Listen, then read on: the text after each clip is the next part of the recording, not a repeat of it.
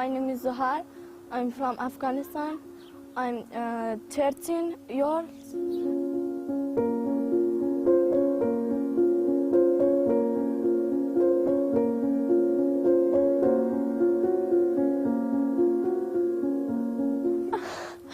Yours camp clothes or no, just or خيمة.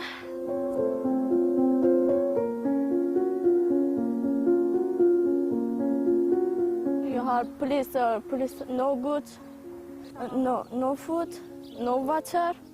Yours morning, no food, night, no food.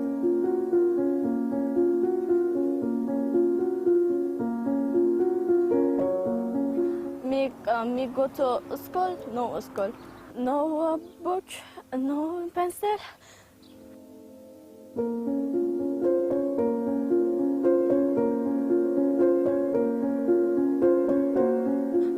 Brother Sikan, no daughter.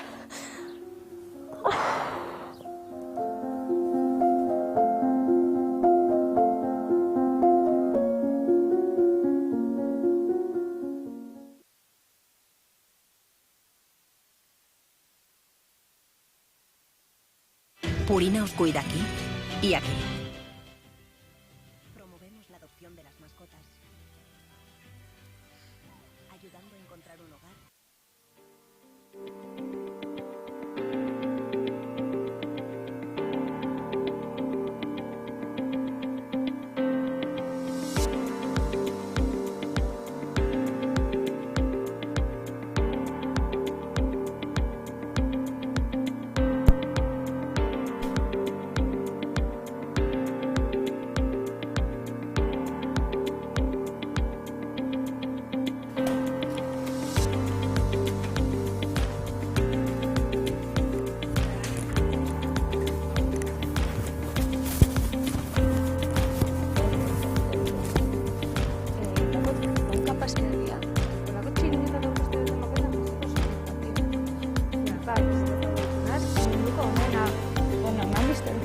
Técnicos.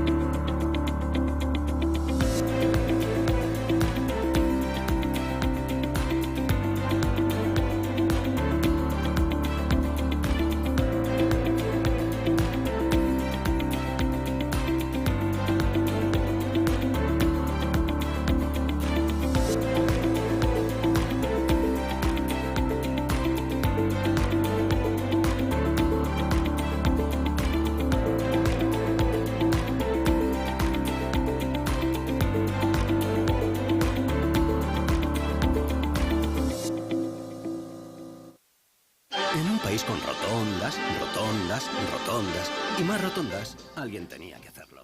Hipoteca naranja.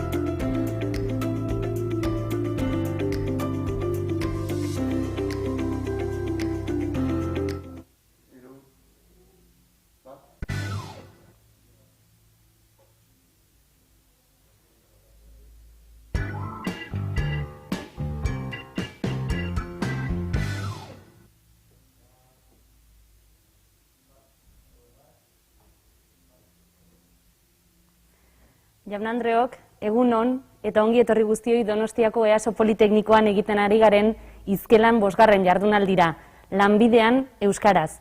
Urteruko hitzordua da gaurkoa, aurten dena den bestelakoa da egoera. Bizi dugun pandemia egoera kala behartuta, COVID-19aren ondorioz, online formatura egokitu behar izan dugu, lanbide heziketa, lan mundua euskararekin eta hizkuntza kudeaketarekin batera biltzen dituen Izkelan jardunaldia. Topaleku anitz eta aberatsa izaten da. Aurten dena den, ikusentzulek ona bertaratu eta zuzenean jarraitu ezin duzuenez, zuzeneko emisioa egiten ari gara. Hortaz, gure eskerrik beroenak, gaur egoera honetara egokitu eta pantailaren beste aldetik jarraitzen gaitu zuen hoi. Ongi etorri zuei ere. Etxetik ikusten ari zaretenok, gurekin interaktuatu nahi baduzue, YouTubeko txata erabili dezakezue. Eta bertaratze ziurtagiria jaso nahi duzuenok, jardunaldiaren bukaeran pasatuko dizuegu, estekako galdetegia bete eta jaso egin beharko duzue.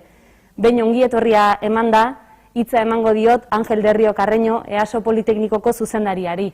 Zure etxean gaude, Angel, eta beraz, zurea da hitza.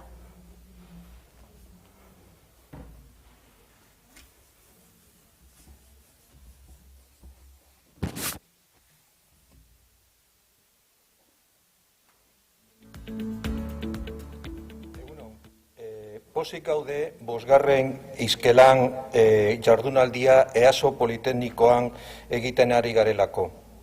Ongi etorri gure ikastetxera.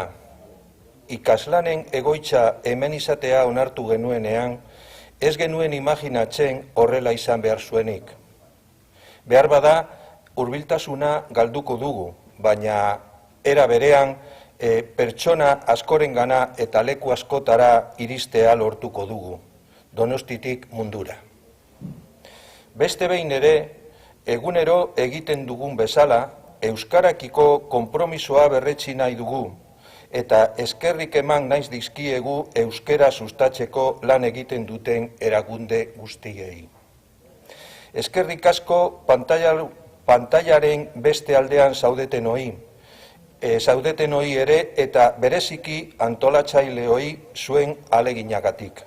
Espero dugu dena pentsatu bezala ateratzea. Ondo izan eta zaindu.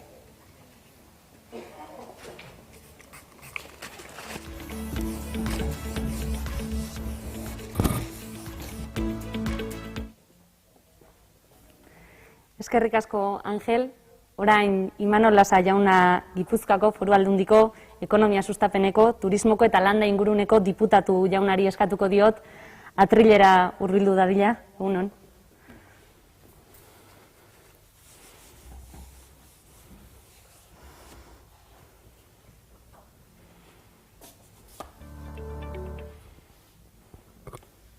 Egunon guztioi eta lehenik eta ben mila esker. Mila esker izkelan jardunaldiaren bosgarren edizio berezi honetan parte hartzera gonbidatzeagatik. Eta esango nuke gainera garrantzi handiko ekimena dela gaurko hau eta ekimen hau eusteko antolatzaileek egiten ari zareten lana goraipatu nahiko nuke bentsat nire lehen hitz hauetan.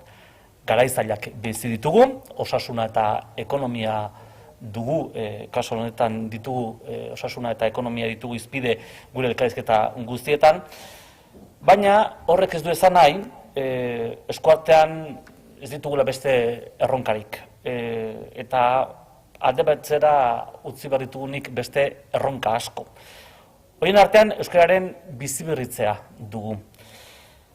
Hitz jokoa behementzen badira zuen, normaltasun berri dioten honetan, euskararen normalkuntzan atzera pausorik ezin dugula eman azpimarratu nahiko nuke. Hortaz, beste behin, izkelan jardunaldi virtual hau posible egiten duzuen guztioi, benetan zorionak.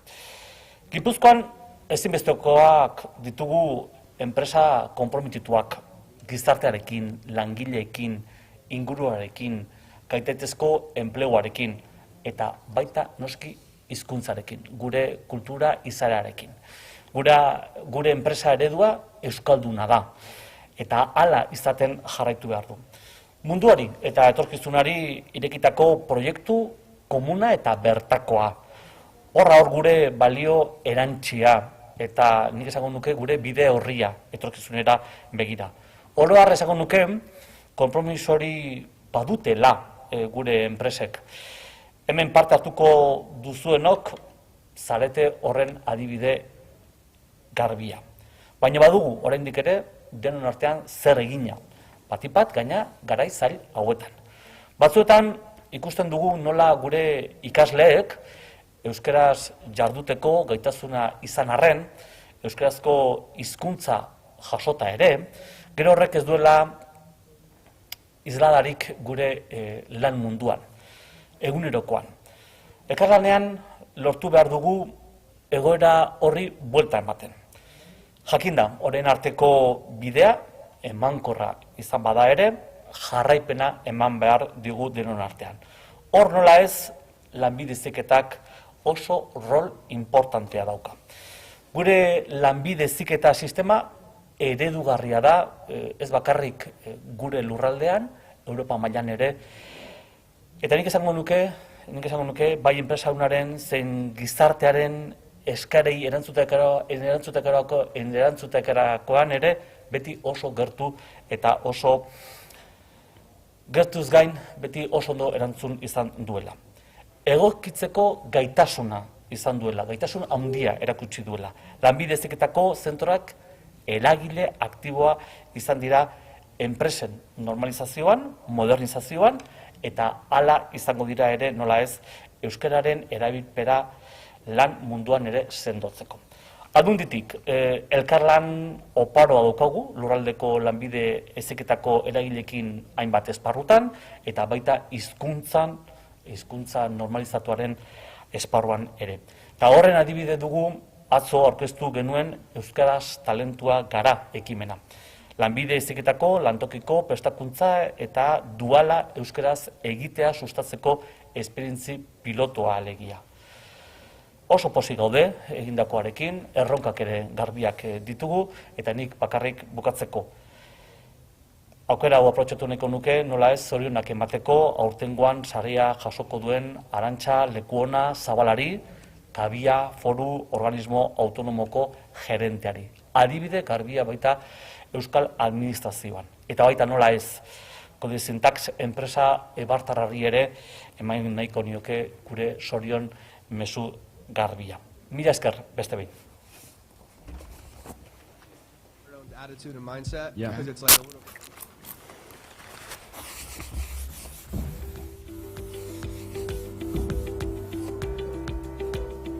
Eskerrik asko, Imanol Lasa diputatu jauna. Eusko Jaurlaritzako Lanbide Heziketako Sailburuordetzako planifikazio eta antolakuntza zuzendari den Nikolas Sagarzazu Ahultzua jaunari eman behar diogu orain hitza. Kaixo, egun on guztioi. Nik aurkeztuko dizuet azkeneko urteetan nolakoa izan dudan euskararen evoluzioa lanbide heziketan. Denok badakigu, 17-18 ikasturtean martxan jarri genuela euskaratze plan bat lanbide heziketan, ze hor konturatu ginen, euskaraz ikasten ari ziren kopurua oso bajoa direla. Hemen ikusiko duzue ze nolako aldaketak izan diran iazko datuekin konparatuz lanbide heziketan eta eredu desberdinetan. Hor konturatuko zeate, matrikula kopuru orokorra 4%, hilo da, baina azpimarratzekoa da ze hiloera izan du dugun bai B ereduan eta bai D ereduko taldeetan, ez? Beraz, esan genezake, azkeneko 4 urtetan euskararen presentzia lanbide heziketan geroz eta handiagoa izan dela. Beste aldetik, eta hor, badauzkagu datu orokorrak ikastetxe publikoan gaur egun erdia baina gehiago euskaraz ikasten ari direla lanbide heziketako zikloak. Konturatzen balin bagea, hau da, azkeneko edo aurreneko legealdian ezarritako erronka bat. Beste aldetik, baitere, esan genezake ikastetxe publiko horietan banaketa bat egin dugu alde batetik ikastetxe integratuak eta beste aldetik IES izaten zaiona edo bigarren hezkuntzako ikastetxeak, ez? Beraz, oraindik azpimarratzekoa da ikastetxe integratuan gertatu dena, ze 56% euskaraz ikasten ari direla zikloak. Eta bigarren hizkuntzako ikastetxetan 52%. Juten baldin bagea, esaten diogun ikastetxe edo oinarrizko lanbide heziketa ikasten ari diren eta gehien bat udal edo udalak kudeatzen dituzten ikastetxetan, eta hor, eskumenak esku ordetzea eman dizkiegun ikastetxe horiei, konturatuko zeate oinarrizko lanbide heziketan erderazko presentzia oraindik handiagoa dela. Eta honek arrazoi badauka, eta da, etortzen diren ikasleak nondik datozen asko etorkinak izaten baitira. Gero beste aldetik, itunpeko ikastetxeetan, euskararen presentzia 37%koa da. Hau ere azpimarratzekoa da, zerbait hilo dela, orain dela 4 urte datuekin konparatuz. Beraz, hemen ere, nik uste garrantzia handikoa dela erronka ezartzea, esanez, ea lortzen dugun legealdi honetan kopuru hau handitzea. eta ikastetxe pribatua direnak, ikastetxe pribatuak, ez dire itunpeko edo itundutako ikastetxeak, hor ikusten duzue presentzia euskerazkoa ez dela agertzen, eta eguneko A eredutan ikasten dutela.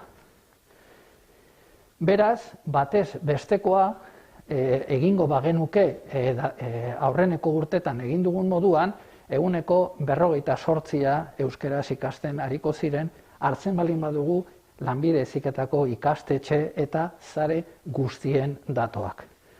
Hemen grafika honetan ikusten duzue ze nolako aldaketak izan diran eta gorriz agertzen da zein edo ze momentutan jarri genuen martxan euskaratze plana prozesua. Beraz, hor garbi dago, plana honek bere eragina izan duela, ze ikusten balin baduzue argazkietan, hilobera urtero, urtez edo urtez urte izan du baita. Momentu honetan eta ja matrikula bukatu ondoren, esan genezake 125 talde A ereduan ematen dutela bere ikasketak, B ereduan 87 eta D ereduan 67. Beraz, euskeraz izango litzateke 154. Euskeraz baina gehiago. Talde gehiago ditugu euskeraz ikasten, erderaz ikasten baino. Irakaslegoaren aldetik nolako aldaketak izan diran, daukagu irakasle gehiago, bigarren perfilarekin, lehenengo perfilarekin baino. Hor ikusten duzue, 1500 eta 1400. Eta orain arte, etzen ez da ere gertatu. Beraz, beste puntu bada azpimarratzeko euskararekin zelotura daukan.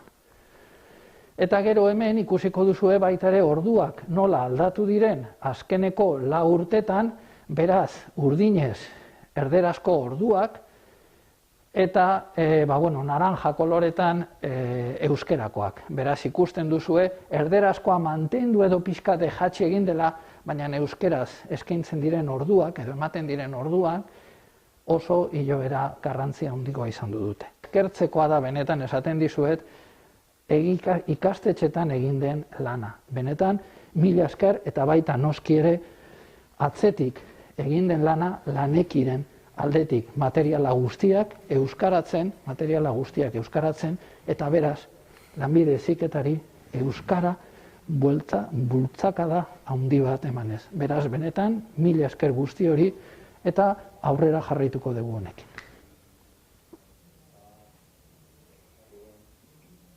Eskerrik asko, Nikolas Sagartzazu jauna. Aurkezpenarekin bukatzeko lanekiko presidenteari emango diot hitza. Zurea da mikrofonoa, Ainitze.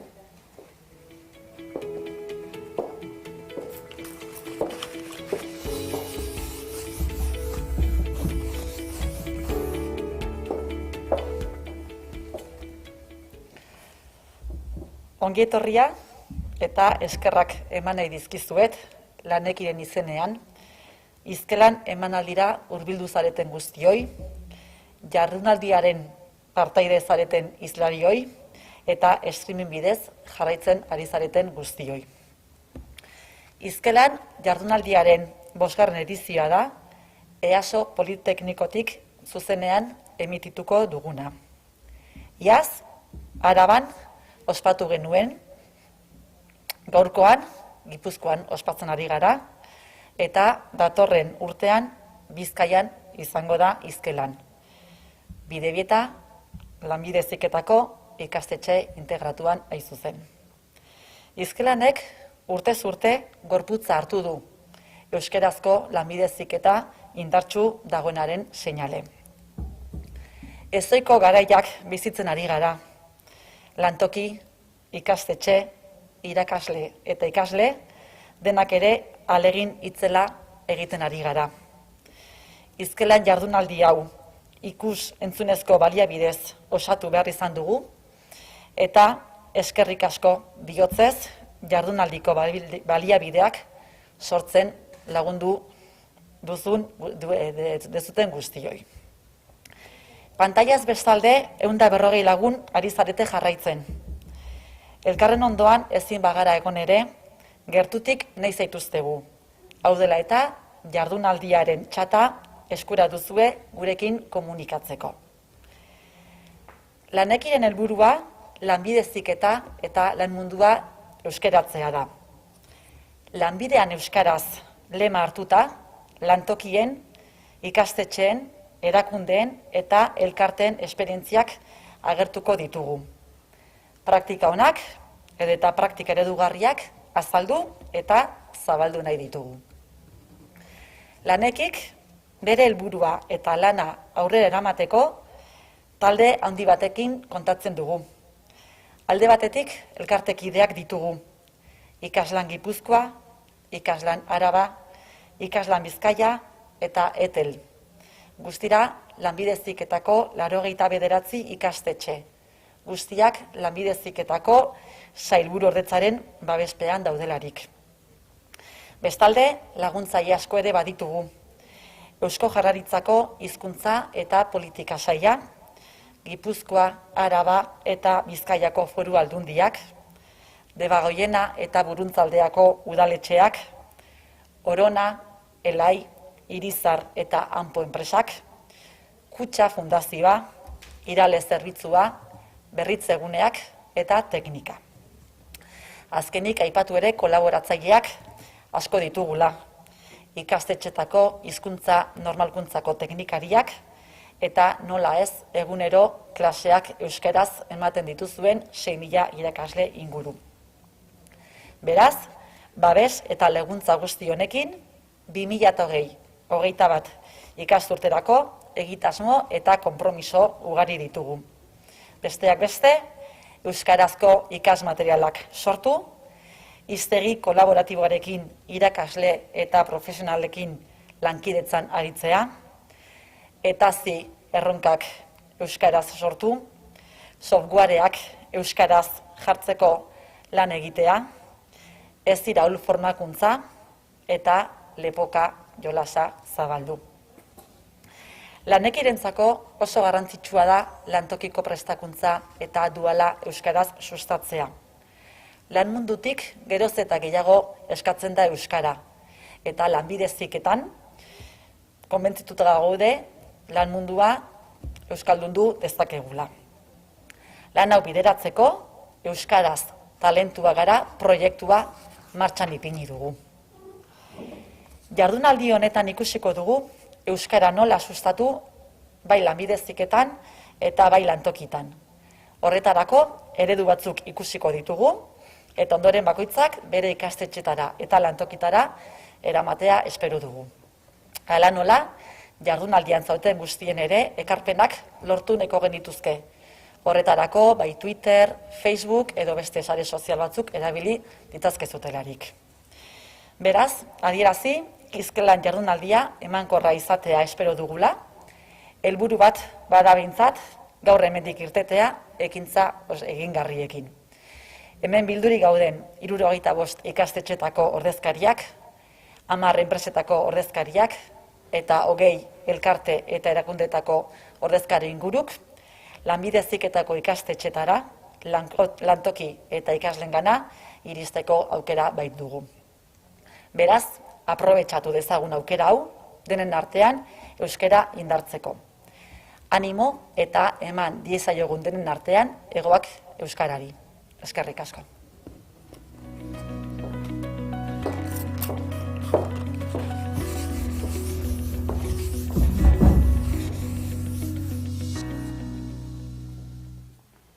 Egoera arruntagoetan txalo ere egingo genuke, baina eskerrik asko Ainitze Blanco Anderea zure hitzengatik. Hasi gara mamia aletzen, baina orain bete-betean jo behar dugu gaurko mamira, gaurko edukira. Lanbide heziketako ikastetxe askok euskaraz aritzeko konpromisoa hartu dute.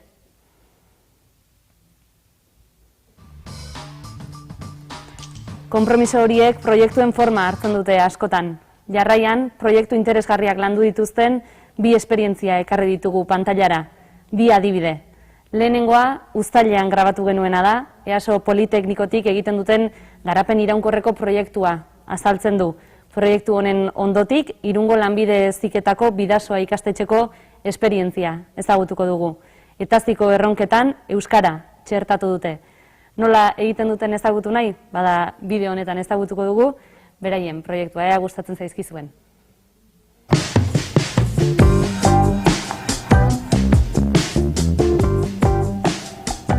tokatu iztaigonean, ingurumen hezkuntza eta kontroleko zikloa marrenean, ingurumen politikak lantzea, hasi ginean garapen iraunkorreko helburu proposamen hau lantzen, eta jaso genuen mundu mailan eta Euskal Herri mailan bazeolako kezka bat hizkuntzak ez diala garapenan politiketan inoiz hartzen, ezta?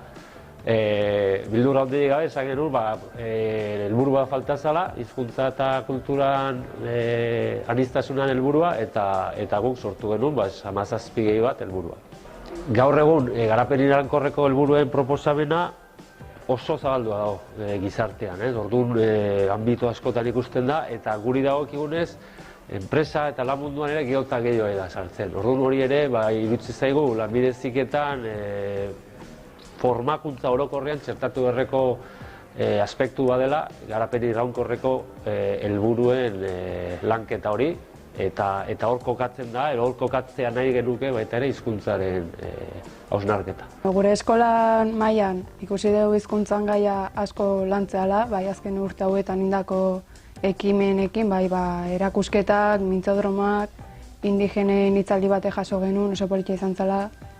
Eta, aurten lehenengo aldiz gai hori gehiago lantzeko, erabaki izan erronka bat itia, GIH lantzeko guk, ikasle bezala eta ez ditzaile bezala ere bai. GIH-an erronka honen helburua da izan zen modulo eta GIH-ak hurbiltzea eta behaien garrantzia ikustea. Bai esan behar dugu guretzako ikasleentzako pixkat gogorra izan zela, ze asko lusatu zen, baina azkenean bere fruitua ikusi genuen, ze modulatan parte hartu genuen horietan, ikusi genuen nola ikasle horiek jarrera positiboa izan zuten, kanpoan esan zuen guztu hartu zutela, gero klase ordutatik kanpoa intzuen lana, orduan guretzako positiboa izan zen.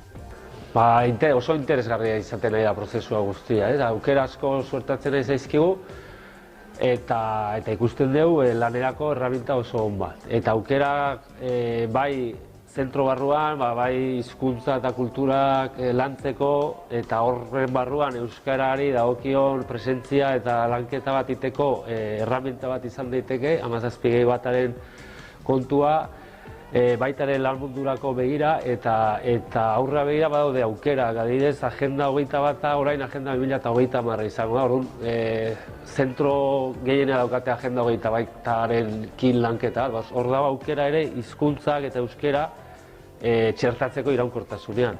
Azkenean hori da, hontan ere garapenaren eredu berri hontan ere hizkuntzak eta euskera kanpoan uzten baitugu, berriz ere normalkuntzan atzera pauso bat izan diteke, behintzat baliatzen ez duen aukera bat.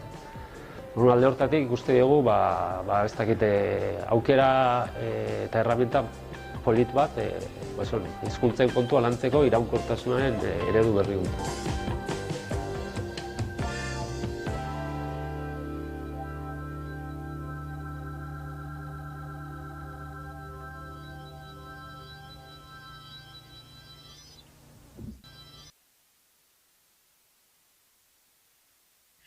Kaixo Luzio, testu inguruan jar gaitezen. Zein da Irungo Bidasoa Lanbide Heziketako Institutoko egoera? Kaixo Latz, Bidasoa eskola Irunen dago kokatua, eta bertan ikusten daen egoera soziolinguistikoa hauxe da. Euskara dakitenak gure ikasleen adin tartean 80% da. Behintzat beraien norberaren pertzepzioa hartutako datua dira. Gero, kaleko neurketak aldiz, hortan ikusten da euskararen erabilera 10% jaisten dela. Baina ikastetxe inguruan egiten bada kaleko neurketa hori 19% ikusten da. Gure eskolako datuak ikusten dira eredu nagusia B+ dela, 15 taldearekin, eta ikasleriaren ia erdia euskeraz matrikulatuta dagoela. Ikusten da euskarazko matrikulak 207. Bai Olatz, esan? Datu horiekin zer egiten duzue normalkuntzari begira? Zer egin dezakegu. Ikasleak gurekin lanbide heziketan 2 urte pasatzen zen gutxienez.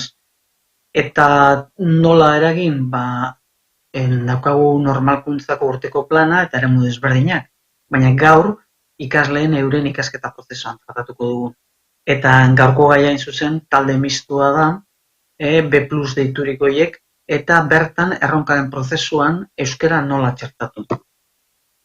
Bi hitz dauzkagu hemen uztarturik, bata bermatu eta bestia behartu. Bermatu zer hizkuntza eskubideak, bai euskaldunenak bereziki eta baita erdaldunenak.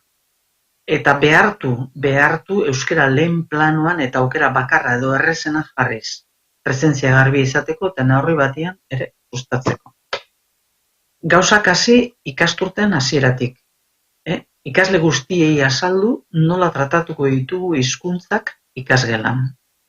Momentu ona da euskarak txikia erakusteko, webgunean daukaguna, euskararekin kontaktua izan ez duten ikasleentzako bereziki prestatuan. Bai, Olatz, esaidazu? Eta gaiari helduz, zein da talde misto edo B+ taldeentzat ezarri duzuen protokoloa? Protokoloaren proposamena ikasketa prozesuan datza. Hau da, erronka planifikatzen eta garatzen dugunean, hainbat gauza kontutan hartu inbarko. Bata, antolakuntza. Hau da, euskaldunak dauden ekipotan, ekipo hauek sortzerakoan, kide guztiek euskara ulertu inbarko lukete. Eta ekipoko kontratua egiten danean, euskararen erabilera konpromiso klausula izatea. Baliabidetan, entrenamenduetan, erronkaren proposamenetan eta abarretan, bai Moodleen, bai Classroomen dena delakoan, hiztegiak itzultzaileak eskuragarri jarri. Irudien ikusten duzu moduan Moodlekoa. Eta euskaraz ematen ditugu modulutan, guk sortutako dokumentazioa euskaraz egotea, jakina. Gero sortuko dira komunikazio egoera desberdinak, ahozkoak eta idatzizkoak.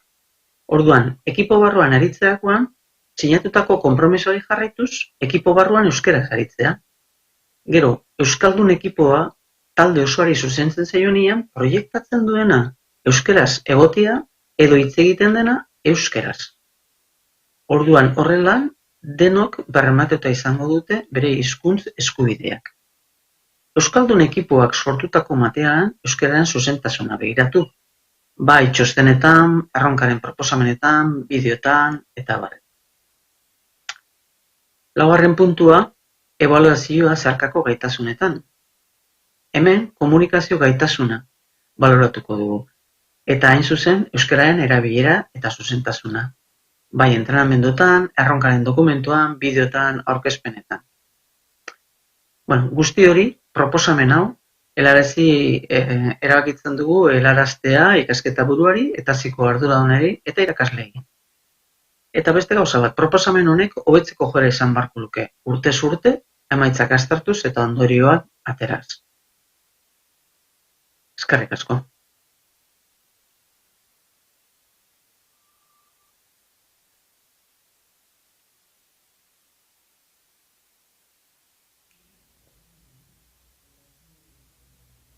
Bi esperientzia horiek pantaila handira ekarri ditugun arren, 11 dira gure ikastetxetan garatzen diren proiektuak. Honela, teoria praktikara eraman da, ikastetxekin hizkuntzarekiko eta bereziki euskararekiko duten konpromisoa transmititzen diete ikaslei. Eta metodologia, aipatu da azken bideoan, dagoeneko urteak pasa dira, metodologia honetan lanean ari garela. Komunikazioa da metodologia honen zeharkako gaitasunetako bat. Baina zertaz ari gara, galdera horri erantzuteko eta beste hainbat gako emateko, hemen ona hurbilduko zaigu teknikako dinamizatzailea Natalia Gaston. Egunan. Kaixo, egunan. Ondo, mentxe. Bueno, gu lanbide heziketan azkeneko urtetan, badamakizkigu urte batzuk, zeharkako gaitasunen garrantziaz jabetuta gelako jarduna aldatzen, bai? Orduan, horietako zeharkako gaitasun horien beharra, etortzeko pixkat gizartetik, enpresa mundutik, eta horietako bat da komunikazio gaitasuna. Bai? Komunikazio gaitasun horren barrun, ikaslekin lantzen du komunikazio gaitasun horren barrun, daude esparru ezberdinak, ezta? Bai ahozko komunikazioa, bai idatzizko komunikazioa, eta baita pixkat gorputzaren espresioekin adierazten dugun hitzezkoa ez dan komunikazio hori, ezta? Eta bestalde batetik kontutan eduki behar dugu, gure lanbide heziketako ikasleak esparru ezberdinetan, mugituko dira, bai formalagoak dian esparruak eta ezain formalak dian esparruetan. Orduan saiatzea komunikazio gaitasun hori lantzen deunean ikaslekin, esparru ezberdin horiek gelan nolabait entrenatzen edo bideratzen. Egia da, lanbide heziketa oso zabala dela, heziketa ziklo eta familia profesional ezberdin asko daudela. Orduan, bakoitzian beharra edo komunikazio gaitasun hori garatzeko beharra ezberdina da, eta batzutan garrantzitsua da ahozko komunikazioa, beste batzutan igual idatzizkoa garrantzitsua da, ezta? Orduan, hor pixkat bideratzen da, nolabait esateko bideratzen da, irakasle talde bakoitzak egiten duen hausnarketa baten bitartez nola egiten duten lan, nola egingo duten lan ikasle horiek laneratzen dianean hori eramateko gelara.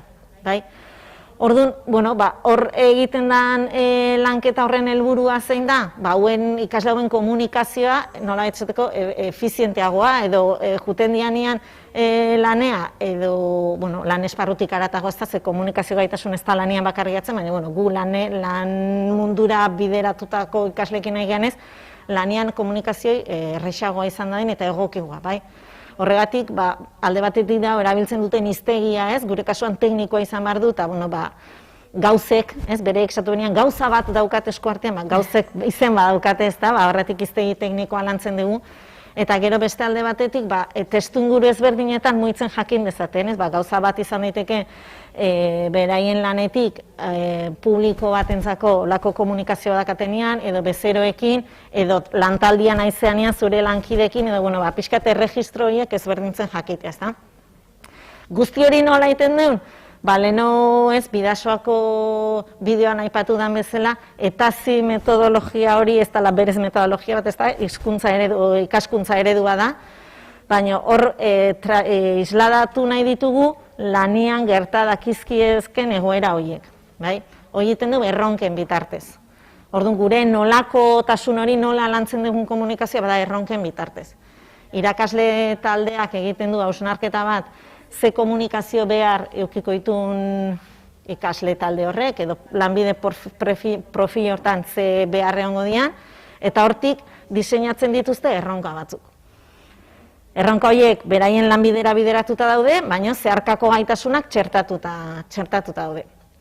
Hortik abituta ikaslei beti esate zaie noa iritsi nahi duen. Erronka horiek, eskaintzen digun erronka bitartezko ibilbide horrekin noa iritsi nahi duen, eta komunikazio gaitasunakin berdin. Noaino garatu nahi den komunikazio gaitasuna beraiekin. Eta gero egiten duena da, erronkak martxan jarri. Eta erronka horietan sortzen dira, lehen aipatutako testuinguru horiek. Batzutan izango dira erronkak, bezero batekin harremana islatzen dutena. Beti erronketan lan egiten dute talde txikitan. Orduan, talde txikien arteko komunikazio hori bideratzeko ere lanketa bat egiten da, bai ahozkoa, bai idatzizkoa, bai digitala, kasu batzutan, ez da? Eta gero, beti egiten da, erronka bat bukatzen danean, horren ebaluazio bat edo, ez? Nolabait esateko, behin landutako gauza batekin normalian ez dugu barneratzen, orduan erronkatik erronkana egiten da olako ebaluazio bat, hobekuntza arloak biztaratzeko denen artean, eta urrengo erronkai behi da lanerako konpromisoak jartzeko. Orduan, lanbide heziketatik komunikazio gaitasuna lantzekan, hori da pixkat jarraitzen dugun prozesua. Naiz euskeraz izan, gazteleraz, inglesez, lehen aipatu dut ez, geroz eta euskerak presentzia handigoa dauka, baina gure kasuan komunikazio gaitasun bezala orokorrian eleaniztasunetik bideratuta dago. Natalia, orain bizi dugun egoerak ere, ez dizkigu nolanahiko erronkak jarri, moldaketa asko egin behar izan dituzue edo oinarriari eusten diozu oraindik ere? Saiatzen egia oinarriari eusten, egia da, musukoek, distantziak eta komunikazio gaitasun hori ez digutela erriztu, ezta? Edo beste erabatea landu behar deula, ohikoak ez dian beste bide batzuri jarri behar izan deula nolakotasun bat edo gelan, ezta? Talde lanarekiko apostua mantentzen dugu, iruditzen zaigulako komunikazio gaitasuna eta beste batzuk talde lanean askoz erresago garatzen diala, eta gero ere bai gizartean eta bai enpresan taldean lanengo duten ikasleak diala. Eta garrantzi handia hartu du, hemen gertatu zaigunak, ez? Digitalizazio eta irakasleek orain klaseak batzutan, ez? Esan beharrekoak grabatu egiten ditugu ikasleek ikusteko, gero momentu bertan ez, baizik eta gero modu asinkrono baten, ez da? Orduan, gauza horiek pixkat eraldatu dute, baina komunikazioa lantzeko apustuari eutsi diogu, naiz eta nolakotasunean aldaketatxo batzuk egon egoeragatik. Eskerrik asko, zure aipamenarengatik eta zure azalpenengatik. Natalia, aipatu duzun esparru honetan, komunikazioan, hainbat urratxe egin dituzte, aipatu duzun bezala Lanbide Heziketako ikastetxeek, baditugu hainbat eredu, edo baditugu eredutzat hartu daitezken hainbat praktika on, eta horietako batzuk ezagutzera goaz. Egon adi pantailara, eta ikusi Zarauzko Monte Albertia eta Donostiako Nazaret ikastetxean gauzatzen ari diren praktika honak. Nazaret ikastetxea zentro integratua da. Ziklo guztietan komunikazioa oso garrantzitsua da, eta zeharkako kompetentzi bat lantzen dugun kompetentzi bat da, baina batez ere gizarte integrazioan asko lantzen dugun kompetentzi bat da.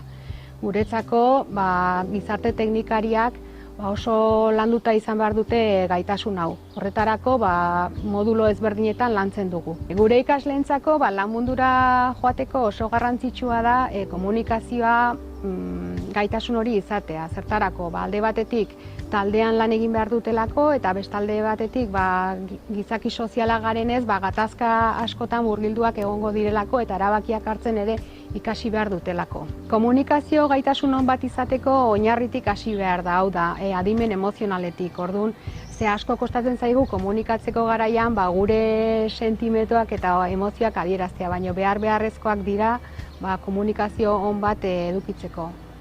Komunikazioa gure zikloan garrantzia handiaka, azkenian gure zikloan taldeen artean ditugulako lana, eta geho azkenian gure lan munduan pertsonekin tratatzegunez, azkenian gure arteko komunikazioa garrantzia handiaka.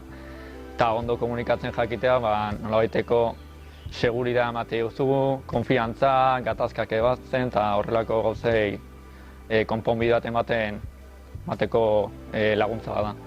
Gure zikloarekin jende askorekin egiten dugu lana, eta jende bakoitz horrek behar desberdinak izango ditu. Komunikazio ez da beti berbala izango, orduan oso garrantzitsua da ere komunikazio mota ezberdin horiek lantzea. Bai zeinuak edo bai pertsona bakoitzak erabiltzen duen hizkuntza murriztu hori. Erronketan ikusitugu kasu praktiko asko, eta kasu praktikoetan oso garrantzitsuak ziren komunikazioa, gizarte trebetasunak eta bestelakoak, eta horiek azkenean gui lagundu digute gui formatzen, eta azkenean formakuntza horrek lagunduko digu pertsonekin tratatzen eta gure lan munduan hobeto moldatzen. Kasu praktiko ezberdinak simulatu ditugu eta bakoitza oso ezberdina zen. Adibidez, higieneare landu dugu ziklo honetan, eta jakin dugu oso garrantzitsua dela pertsonari hitz egitea eta komunikazio goxo bat ematea. Adibide bat da roleplayinganak, azkenian horren bidez ikusitugu gure egunerokotasunean edo gure lanean ikusi ditzazkeun egoera ezberdinak, eta horren ikusi deu nola jokatu dezakeun eta alternatiba batzuk aurkitu ditugu. Azkenian hori praktika bat da, eta behin da berriz praktikatuz ikasten jutegea nola jokatu pertsonekin, nola komunikatu. Lan teorikoaz aparte ere aurkezpenak egiten ditugu, eta oso baliogarriak izan zizkigu lotxak eta beldurrak kentzeko, jendean aurrean hitz egiteko, eta gure buruarekiko konfiantza hartzeko ere bai, oso ondo etorri zaigu.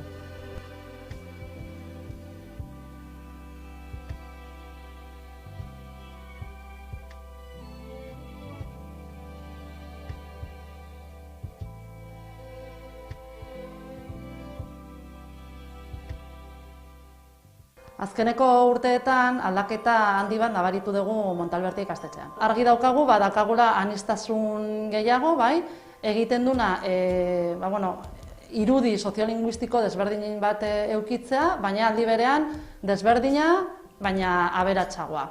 Orduan, hori ikusita gero, buelta bat eman behar genion hizkuntzaren trataerari, eta erabaki genuen arlo batzuk ikastetxean lantzea. Azkenean gure helburua da euskeraren erabilera indartzea. Hori indartzeko zer egiten dugu? Alde batetik, ikastetxean ditugun harremanak ikasleen artean, irakasleen artean euskeraz egitea saiatu, baina beste aldetik ere metodologikoki ikusi genuen gure familia profesionalean azkenean daukagun bezeroarekin daukagun erlazioa oso zuzena da eta komunikazioa asko lantzen dugu.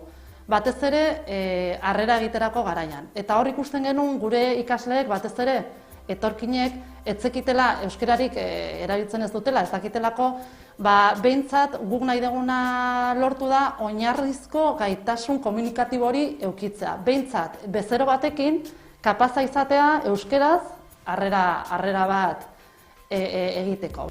Enpresak eta gure gizarteak eskatzen zuen aldaketa bat, eta ohiko klaseak izan ordez, etekin handiko zikloetara jo genuen. Eta deitzen dioguna, enpresak eskatzen diguna da gure ikasleek gaitasun batzuk lantzea, ezta?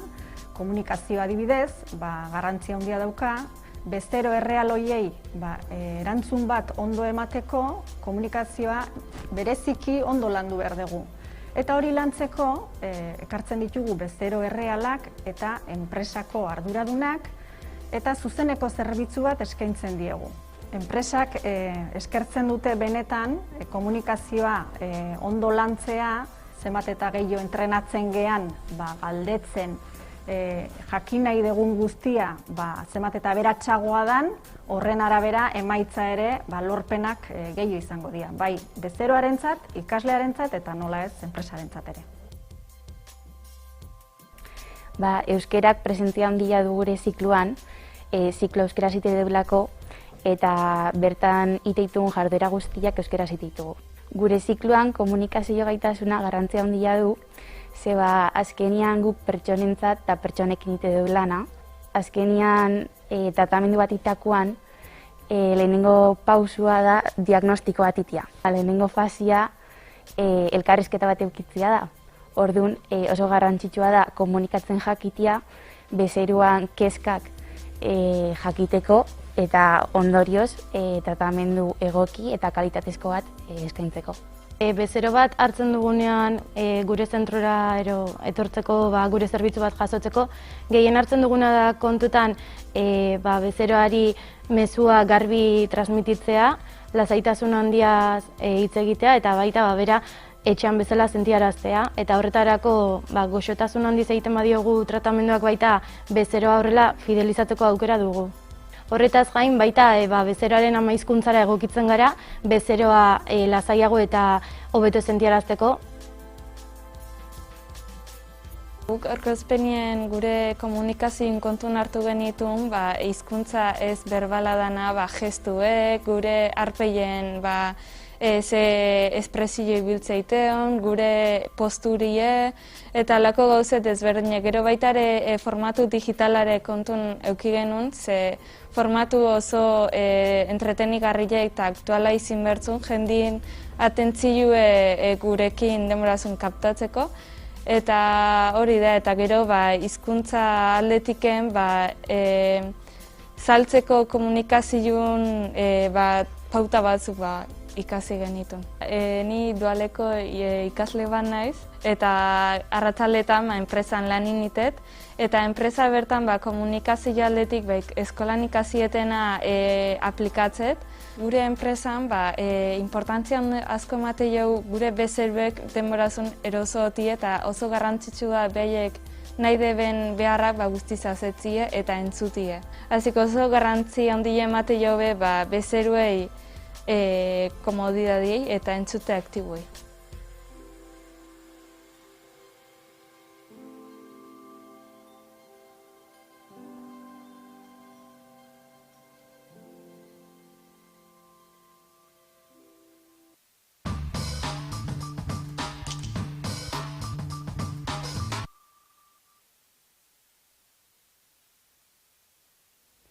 Hainbat ikastetxetan komunikazioari tokian nola egiten ari diren ikusi dugu. Hurrengo gonbidatuarentzat eguneroko ogia da komunikazioa. Komunikatzen bizira, komunikatuz izan idatziz, izan kantuan. Lanbidean komunikazio gaitasunaz gaitasunak duen garrantziaz aritzeko etorri da gurera Andoni Egaña. Ongi etorri, Andoni, egunon. Kaixo, baita zurire. Hitza zuzenean zuri emango dizut, halako egoera berezian esango dugu. Zu tarteka galderak egin edo iruditzen zaizuna. Ni bauka zer kontatua, baina, zer esango dizut, Hitza, esan diazu hitza emango diazula, eta lehenengo bintzat hortaz jabetu behar genuke, hitzaren garrantziaz. Hitza, ahozkotasuna oso garrantzitsua da. John Foley ezagutu genuen Missouriko Unibertsitateko katedradun bat, eta berak irakatsi zigun konparaketa interesgarri bat. Eta zera zen, berak hartzen zuen gizateria, persona mundu azalean dagoenetik, eta hori ez dakitzen baten, baina demagun homo sapiensak 1.000 urte daramatzala lur mintzean, 1.000 urte horietatik zenbat denboran hitzezkoa eta ahozkoa soilik izan zen komunikazioa. Eta beak urtearekin konparaketa eginez, esaten zuen, persona urtarrilaren batean sortu izan balitz, Gutenbergek inprenta asmatu zuen arte, alegia, demagun, Santo Tomasak arte, urtarrilaren batetik Santo Tomas arte, hitzez soilik aritu zen. Gero, Gutenbergek inprenta asmatu eta mende batzuk izan dira, idatzizkoak garrantzia handia izan duena, baina demagun hori dela Santo Tomas goizetik Urtezar goizera. Zer gertatzen da? 1950 urte aldera, bigarren ahozkotasun aro batean sartzen garela. Iristen dira irratia, iristen da telebista, gerora iristen dira telefonua, eta gero e-mailak eta WhatsAppak, eta berriz ere ahozkoa nagusitzen da. Baina demagu hori da, urtarrilean batetik Santo Tomase arte ahoz eta ahoz bakarrik bizi ginen, Santo Tomasetatik Urtezar eta Bahale idatzizkoak badu garrantzia, baina Urtezar guarditik Urtezar gabeera ere, eta hori da oraingoa, berriz ere hitza nagusitzen da idatzizkoaren aurrean, ezta? Orduan, horrek balio beza, konparazio horrek hitzaren garrantziaz jabe gaitezen. Hitzak garrantzia handia du, baina hemen gauza batekin egiten dugu topo, eta da eskolarekin. Eskolan hitza garrantzitsua da. Eta esango genuke, baietz. Baina irakaslearena. Eta ala behar du, noski. Hizkuntzak edukiak eta transmititu behar dituelako. Irakaslearen hitza garrantzitsua da. Baina, klaro, zein da ikasle ona? Zein da ikasle txintxoa?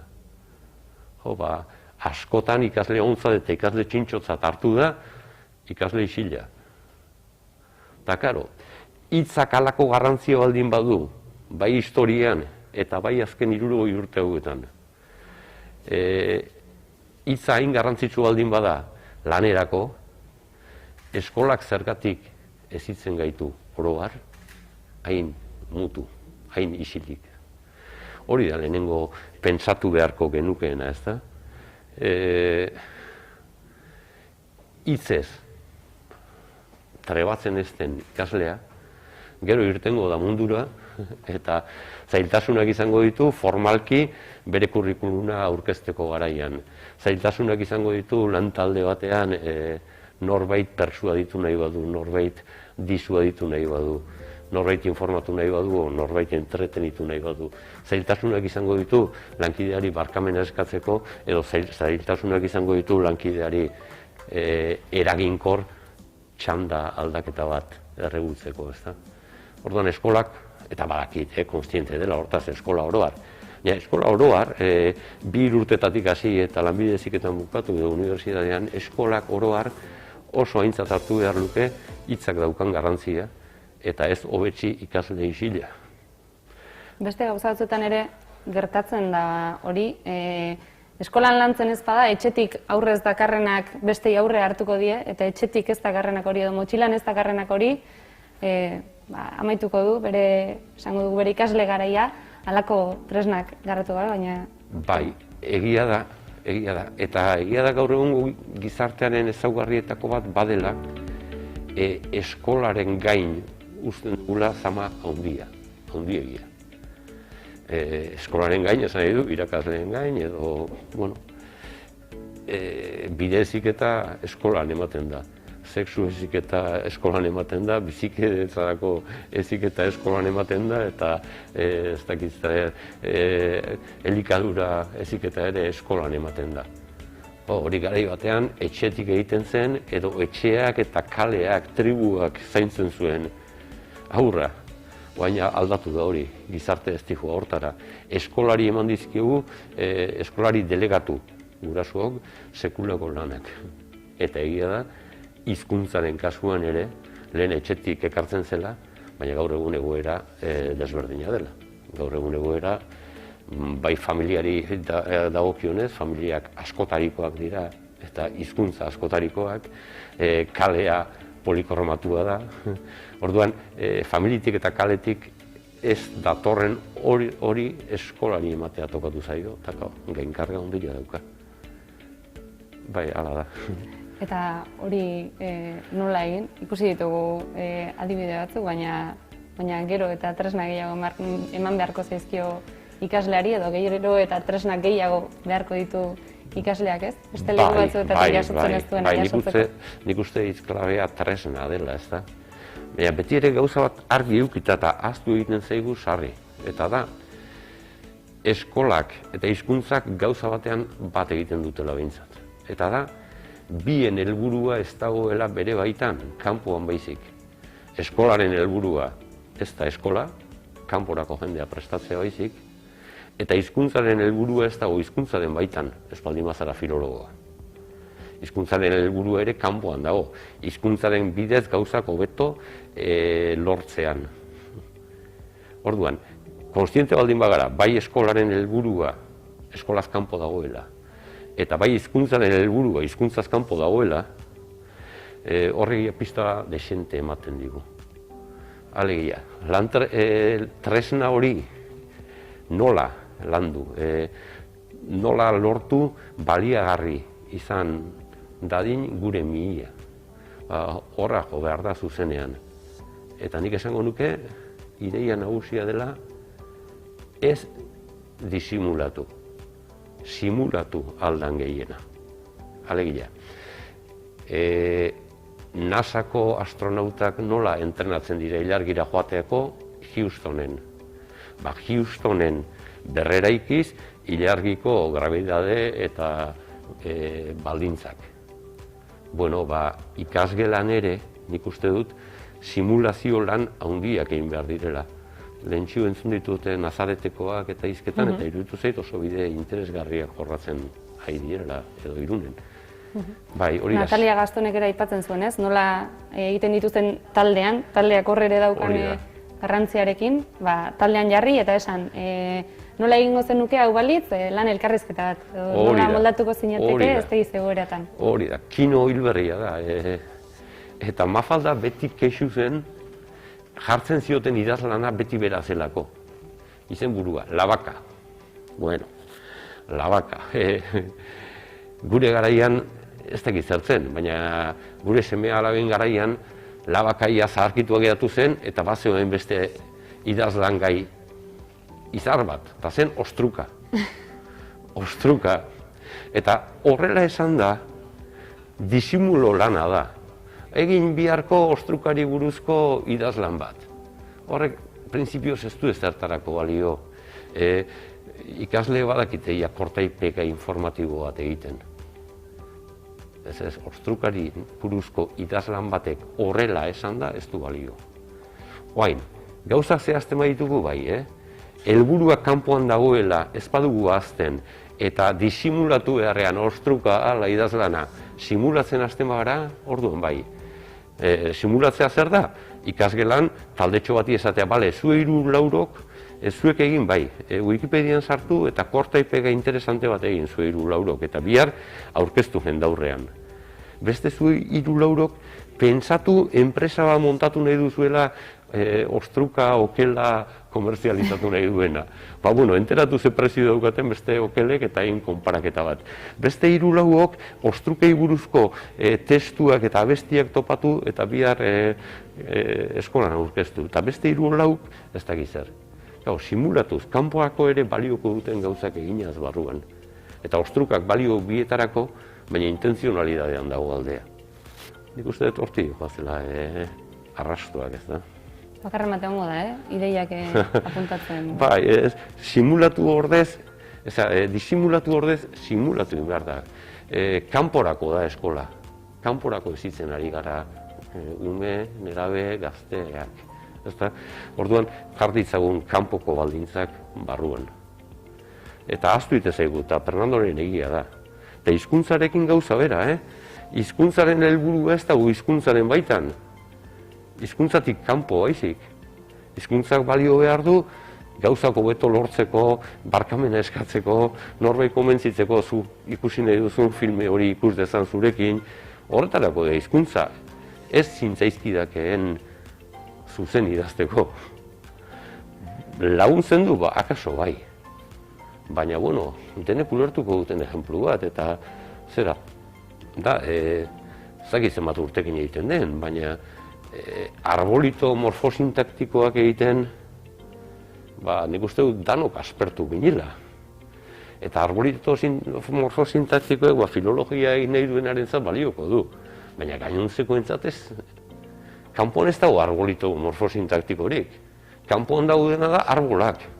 Eta hila hobe da buruz kubikatzen ikastea, arbolito morfosintaktikoak egiten ikastea baina.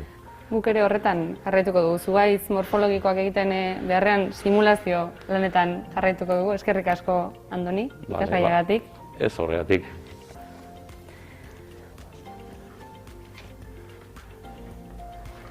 Ikusten ari garen moduan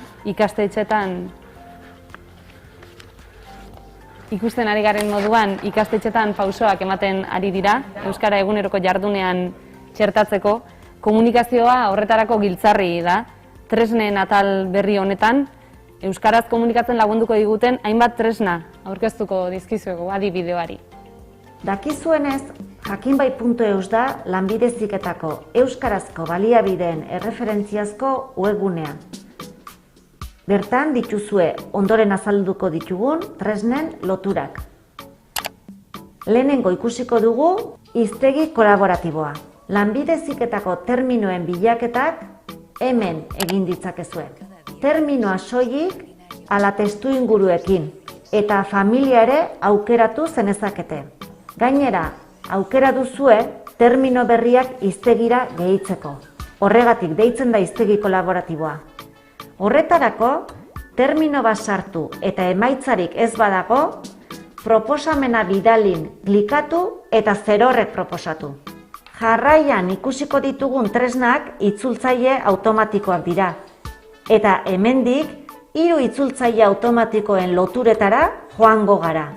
Demagun, adibidez, ariketa bat elebitan jarri behar duzuela.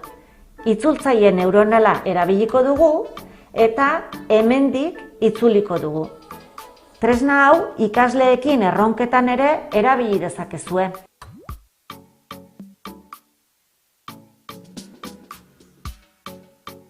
Hirugarren tresna Transifex itzulpen plataforma da. Hemen dago. Plataforma hau erabiliko dugu Odoo softwarea itzultzeko.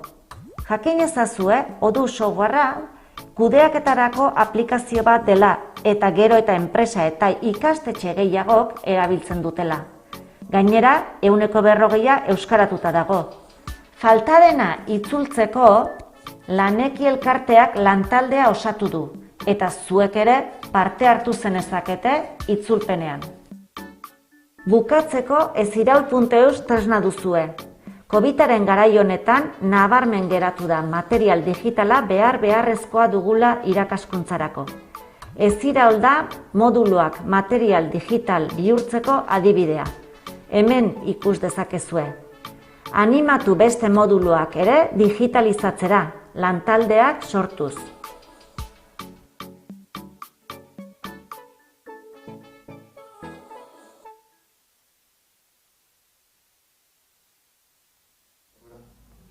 Horietako tresna bakoitzaren nondik norakoak ezagutzeko, zuzeneko emisio honen azpialdean dagoen azalpen kutxan esteka batzuk dituzue. Hau da, YouTubeko bideoaren azpian dagoen kutxatxo horretan tresna bakoitzaren informazioa topatuko duzue. Beraz, ekitaldia amaitzean jo horra eta ezagutu esku-eskura dauzkagun tresna horiek.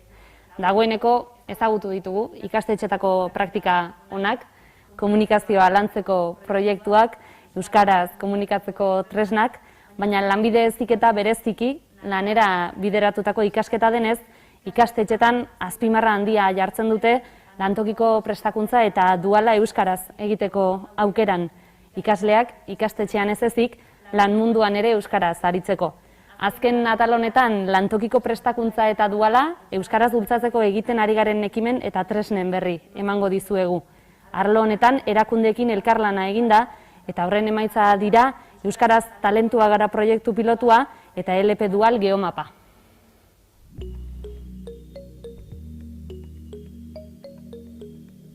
Martxan da Euskaraz Talentua Gara proiektu pilotua Gipuzkoan. Debagoiena, Debabarrena, Goierri eta Tolosaldea eskualdeetan. Proiektu integrala da, ikasle, ikastetxe eta lantokiak besarkatzen dituena. Ikasketak euskeraz egin nahi ditut. Orain arte euskeraz ikasi dudanez, lanbide heziketara euskeraz ikasi nahi dut. Nik modulo erdixe euskeraz indet eta nahiko nuke praktikake euskeraz egitea. Helburua lantokiko prestakuntza eta duala toki gehiagotara zabaltzea da. Ikasketak euskaraz egin ditu, eta gustago litzaiguke enpresak laguntzi pixat ikasketak euskaraz. Duala euskeraz egin nahi nuke. Laneko prestakuntza euskeraz egin nahiko nuke. Arloko praktika onak zabalduko dira.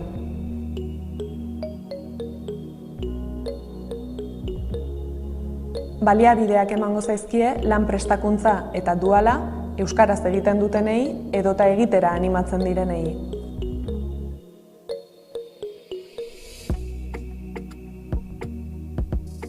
Euskaraz lan egiteko baliabideak badauzkagu. Horien artean, hiztegi teknikoa, lan tresna informatikoak euskaraz erabiltzeko aukera edota hizkuntza paisaia euskalduna. Guk bezero elean hitzak ditugu. Horregatik, zerbitzua hizkuntza ezberdinetan ematea aberatsa dela iruditzen zaigu. Horregatik, euskaraz dakiten ikaslea behar ditugu. Ikasleek euskaraz jakitea enpresantzat ona da. Lantokiko prestakuntza eta duala euskaraz egiten duten ikasleek ezagutza berri bat ekartzen dute. Orain arte lana euskaraz egiteko prestatu naiz eta horrela egin nahi dut. Lanean ere euskaraz egin nahi nuke.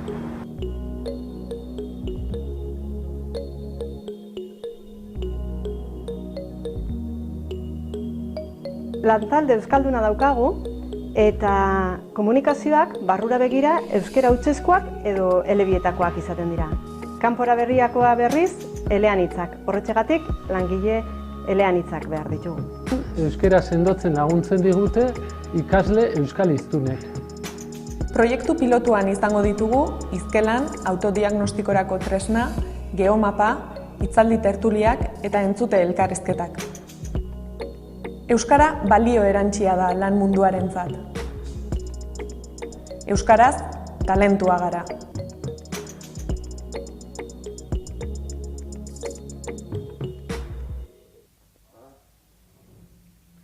Bideoan ikusi dugun bezala, ikasle eta enpresa askorentzat garrantzitsua da lanean euskaraz aritzea. Horretarako aukerak sortu behar ditugu, bideak urratu. Lantokiko prestakuntza eta duala euskaraz izan dadin eragile asko ari gara elkarlanean. Ezagutu ditzagun horietako esperientzia batzuk. Erakunde berezi bat gera, ze naiz eta itxura, enpresa industrial baten itxura izan, formazio zentru bat gara. Goierri eskolaren eskutik, gure ikaslegoari praktikak gurekin garatzeko aukera ematen diogu. Goierriko Ikaslan Fundazioak eskaintzen die bertan lanbide heziketatik etortzen dian dual formatuko ikasleei beraien praktikaldi osoa euskaraz garatzeko. Azkenean, kalidadea, eskaintzen dugun praktikaren kalidadea baita ere lotua dagolako familia artekotasun batekin eta zuzenki jaso behar dezun heziketa hori ama hizkuntzarekin lotura bat edukitzea. Eta hor, azkeneko hamarkada honetan, Bere biziko lana egin duguna da, bertako baliabide guztiak, idatzizko baliabide guztiak euskerara pasatu. Datorren euskaraldiek dakarrena ikusita, enpresetan euskaran erabilera bultzatzie, ariguneak sortzi euskaraz aritzeko guneak, eta guk jakin da gure ikasliek etorkizun oso hurbilen enpresa horietako arigunetako partaide izan zeike bela, pentsa genuen zeozein merra geneukela eskolako hizkuntza batzordeko kide bezala. Eta hola genbiltzela, ingudea proiektuen berri izan gendun, eta behaiekin jarri ginen harremanetan. Azkanean ingudea da, eskualde mailan Goierrin sortutako elkarte bat, pixkat euskerien sustapena bultzatzeko lan munduan, ez? Honen guztizen asmoa bestiak beste da, zelan ikas arlo akademikotik lan mundura transizio hori euskerian presentziza horre hotia, ez? Gure ikaslien oso portzentaje altu bat euskaldune da, eta ondorioz etorkizuneko langileen portzentaje altu bate euskaldune izangoa. Holaxe, ingudeako partaide dien enpresa desberdinekin bitau genitun jardunaldi batea, eta hoien artien Irizar enpresa, Joseba etorri zitzaigun Irizarretik. Irizarren konsideratzen dugu euskerak izen langile bat eta bere jardunean euskera eltzen den langile batek balio erantzi bat dagoela. Azkanin harremanetan, ez? Harremanian, esauten mogura. Irizar Goierrin kokatzen da, hemen, zer normala eta naturala horik, euskeraz harreman horrek sortzia, ez? Eta hor da, guk konsideratzen dugu balio erantzi bat ala. Eta nahi genuen pixkat hori transmitidu gaztiari, euren euskeriaz askotan dago, uste bat, nun uste dan euskeria arlo akademikun bukatzen dela. Eta ez, gu nahi duzan, hemen langilik euskera baki kontutan hartuko izako. Eta hori kontratazioetan kontutan eukitzen den puntu bat. Gaur egungo lan merkatuak langile euskaldunak eskatzen ditu, eta gu prest gaude.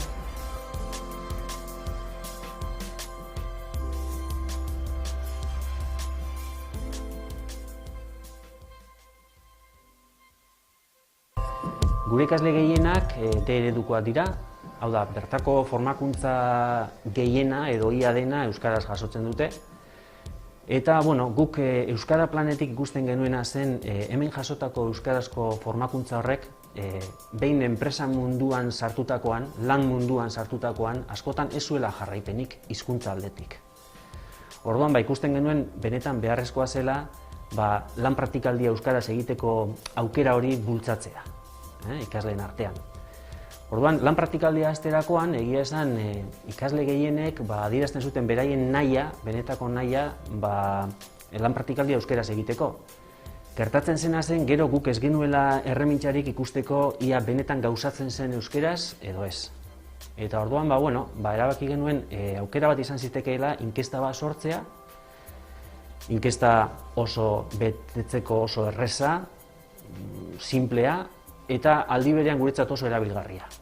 Orduan, inkesta hori pasatzen zaie urtero lan praktikaldia amaitzen dutenean, eta inkesta horretan galdera oso zehatzak izaten dira. Adibidez, lehen eguneko harrera euskaraz egin da, ala ez, bertako dokumentazioa euskaraz jasotzen da edo ez, edo adibidez, errotulazioa euskaraz dagoen ala ez.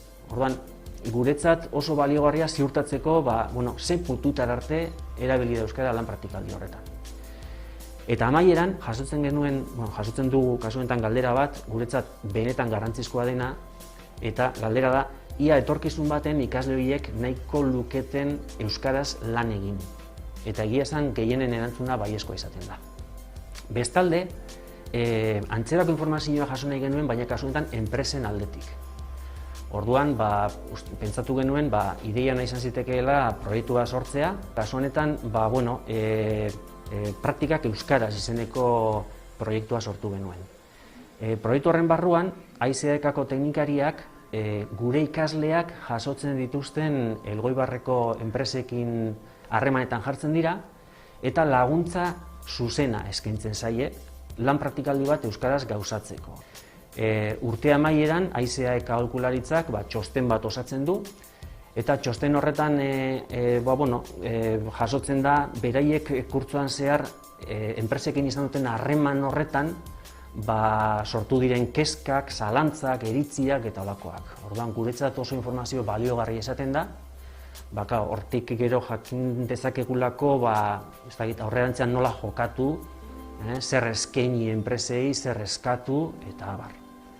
Eta nik uste dut oso garrantzitsua dela aurrera egitea, itzelesko erronka da, baina IMH-ek argi dauka lan mundua eta enpresa mundua euskaratzen jarraitu behar dugula.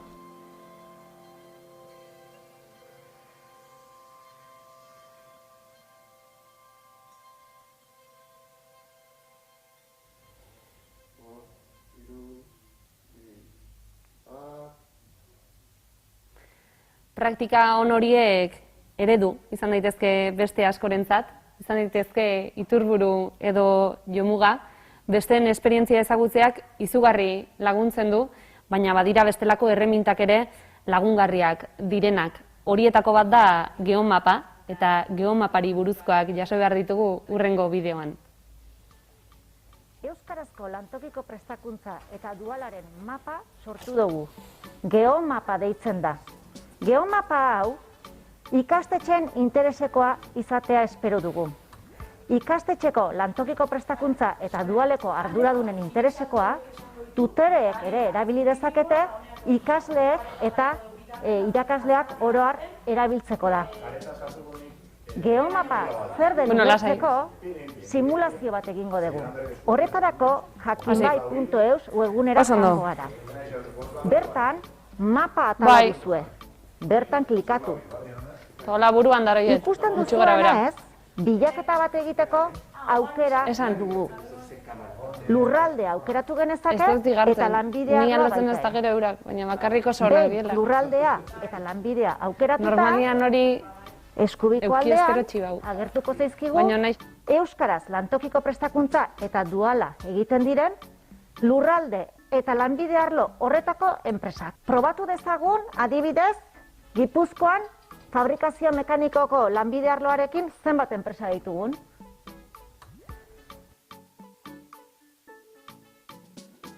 Geomapa azaroaren erdialdean martxan egongo da.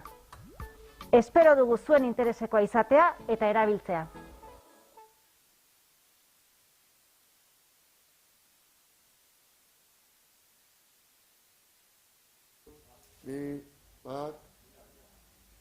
Atal honekin bukatzeko Emun aholkularitza taldeak bideo bat bidali digu enpresen gizarte erantzukizunaren inguruan. Zuzeneko emisioaren kutxan daukazue bideoa.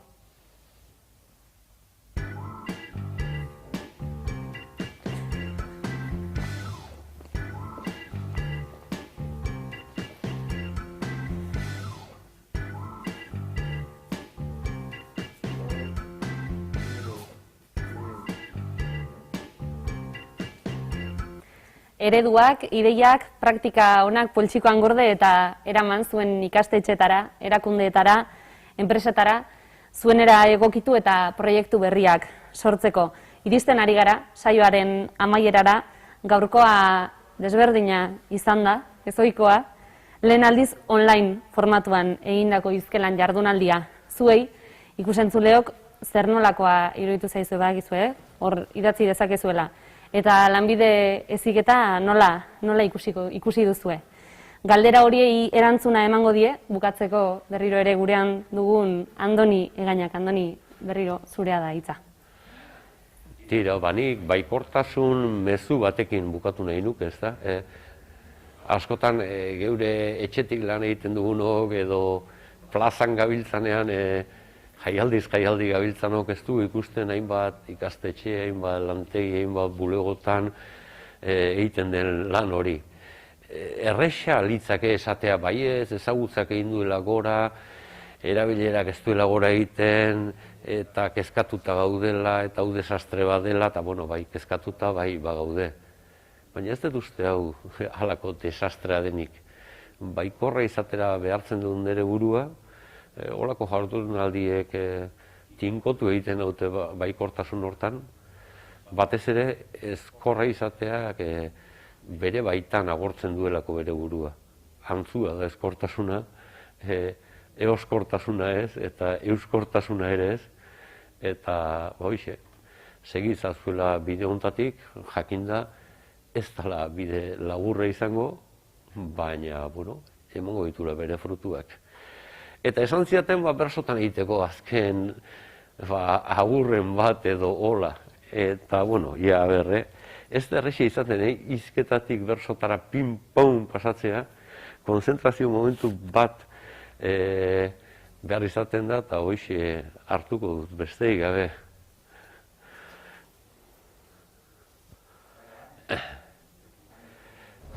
Nola arraio bukaliteken, ez da errex aukeratzen, hitz eta pizka jardun ondoren, hitzik ez baita geratzen.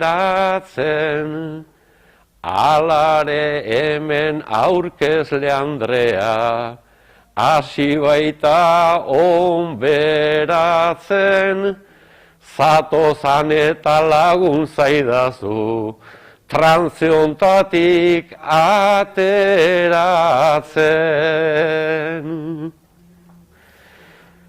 Txalorik gabe ez dakit baina, jardun litekeen trebe, hitzak kamera aurrean ez du, beharra dina botere, ai euskaldunok eginta egin, horixe dugunak lege, egitetik bai asko daukaba, ondo esateak ere.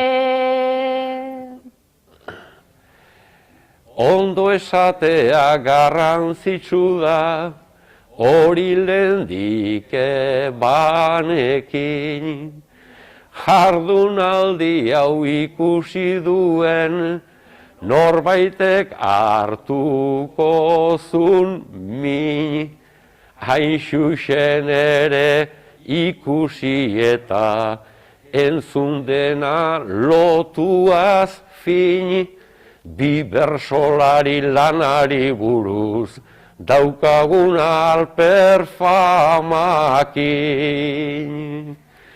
Seguruenik bateron batek ezingo du entenditu, eta pantalla parean dago, aulkian ezin kabitu, baina pentsatuz egite honek, zentzuak berez baditu, entzun baitugu egin behar dela, aldatuta egokitu.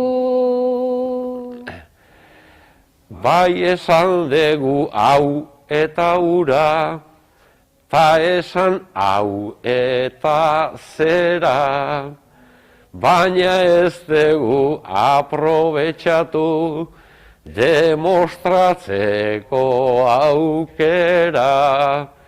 Musukoakin gaude gubiok, ta kameratik gainera, simulazioak goraipatuz, disimulatzen aigera. Nasak ere hau egingo luke bertsolarien neurrira, hitzekin ies egiten dugu, maiz joan gabe mamira, baina asmatu ezkero ondo, zeri ibili begira, esan ta esan jardunagatik, kontatzea komeni da. Jarraitu behar haundia dago esan eta esanean, jardunaldirik ezan egingo, horrein txarra izanean, irakasle eta hezitzailei, eskaera azkenean, laster frutuak helduko dira, segi gogotik lanean. Eta naiz ezten egoera hau, betikoa eta ohikoa, atera zaigu gaur bizi dugun, egoeran neurrikoa, ea ba ezten bihurtzen behintzat, egoera betikoa, eskerrik asko ekartzearren adibide praktikoa.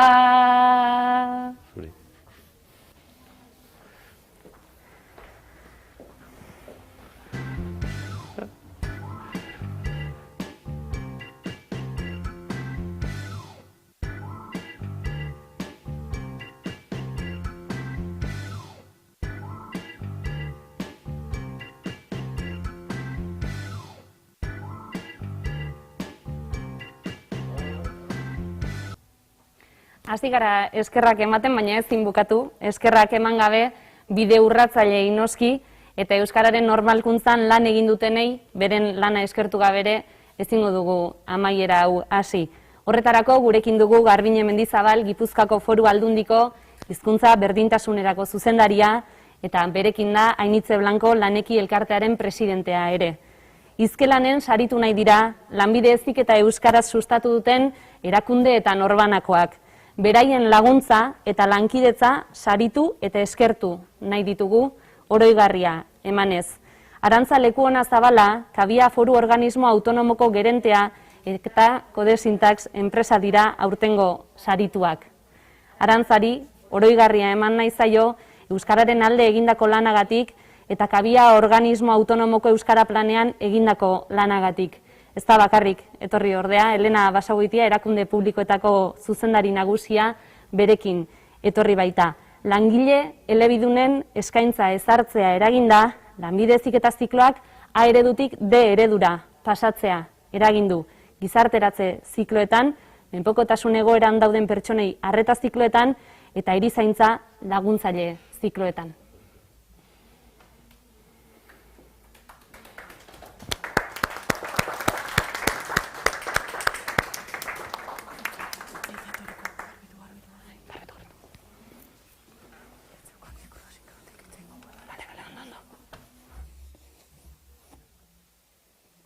Esker sari honengatik, egia da, abixatu zen ziatenean, sari emango ziatela, harrituta garitu nintzen.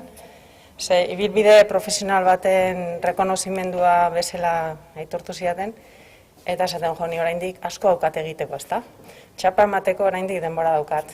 Baina egia da, eta pixkat aurkezpenean esan dezuen bezala, ibilbide honetan Kabia oso garrantzitsua izan da, ez?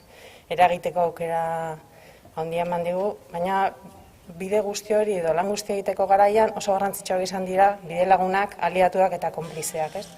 Eta honetan, ezinbestekoak dira aipatzea Elena Basagoitia, hor dagola eta Kabiako lankideak, eta baita ere Aldundiko hizkuntz berdintasuneko lankideak, eta hor dago Garbine Mendizabal, Josena Mundadain ez dago hemen, baina hor pentsatzen pantailen bestaldean egongo dela, eta hizkuntza berdintasuneko bestelako lankideak ere, beraz.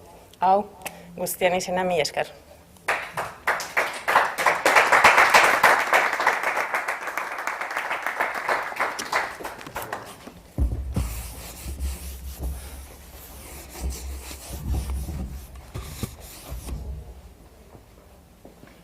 Ez du uste, etxetik txaloka arituko zaretenik, baina txalotzeko lana, berriro ere zorionak, Arantza, eta bigarren oroigarria ere banatu beharrean gara.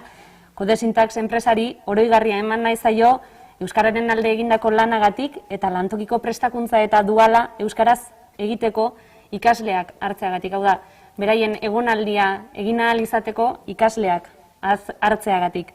Codesintax berrikuntza teknologia arloan erreferente da lanbide heziketako informatika eta komunikazioa zikloentzat.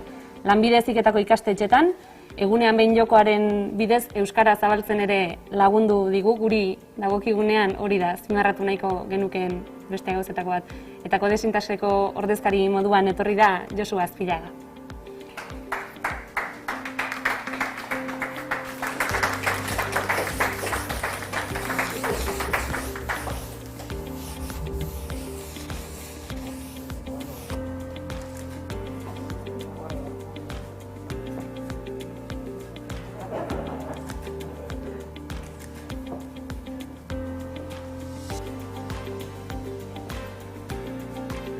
Bueno, eskerrik asko sari honegatik. Sorpresa polita izan zen olazek dituzidanean. Eta, sorpresa da neurrian pozgarria ere bai. Eta gure xumean, euskara lan munduan eta sartzeko balio baldin badugu egiten dugunak, hori ere pozgarria da, ez? Guk euskaraz egiten dugu lan, Ibarren euskaraz egiten dugu lan, naiz eta gero proiektuak egiten ditugun, Erresuma Batuan edo Madrilen edo beste toki batzutan ere ez, baina lana egunerokoa euskaraz egiten dugu, euskaraztik sortu den duelako baita ere bere garaian enpresa ez. Aipatu da hemen egunean behin, eta egunean behin adibide hona da, egunean behinen atzean dagoen teknikaria hain zuzen ere da, lanbide profesionaltik ziklo bukaeran, gure artera etorri zen Bittor Poza, bera da teknikari nagusia gaur egun, eta berak egin zuen egunean behin baita ere, bi baldintza betete zituelako, aplikazioak egiten bazekielako eta euskaraz ere bazekielako ez. Eta jarraituko du gure xumean horretan, eta balio baldin badu, eskerrik asko. Sarigatik.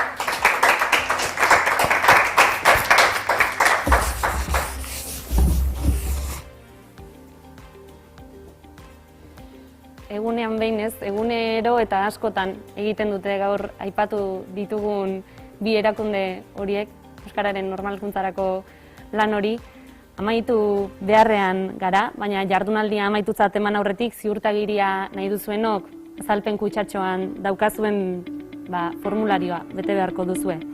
Eskerrik asko berriro ere, ekitaldia jarraitu duzuen guztioi eta hurrengo urtera arte.